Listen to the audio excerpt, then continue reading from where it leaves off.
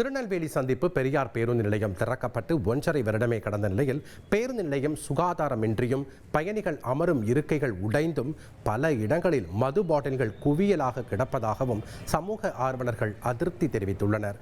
மாநகராட்சி மாவட்ட நிர்வாகம் உடனடியாக பேருந்து நிலையத்தை தூய்மைப்படுத்துவதோடு இதுபோன்று நிகழாதபடி நடவடிக்கை எடுக்க வேண்டும் என கோரிக்கை எழுந்துள்ளது.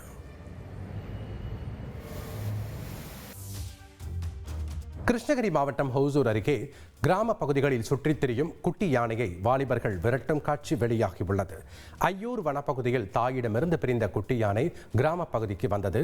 அதனை வனத்துறையினர் காட்டிற்குள் சென்று சேர்த்தும் திரும்பவும் கிராம பகுதிக்கு வந்தது. அதனை வாலிபர்கள் விரட்டும் காட்சி வெளியாகி பரபரப்பை ஏற்படுத்தியுள்ளது.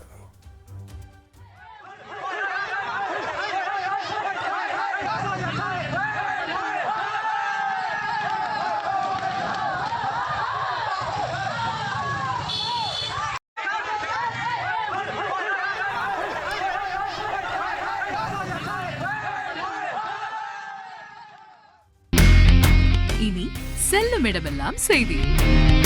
தந்தி டிவியின் வாட்ஸ்அப் சேனலை ஃபாலோ பண்ணினா செல்ல இருக்கும் இடமெல்லாம் செய்தி. இதோ QR கோட் இப்பவே ஸ்கேன் பண்ணுங்க, ஃபாலோ பண்ணுங்க.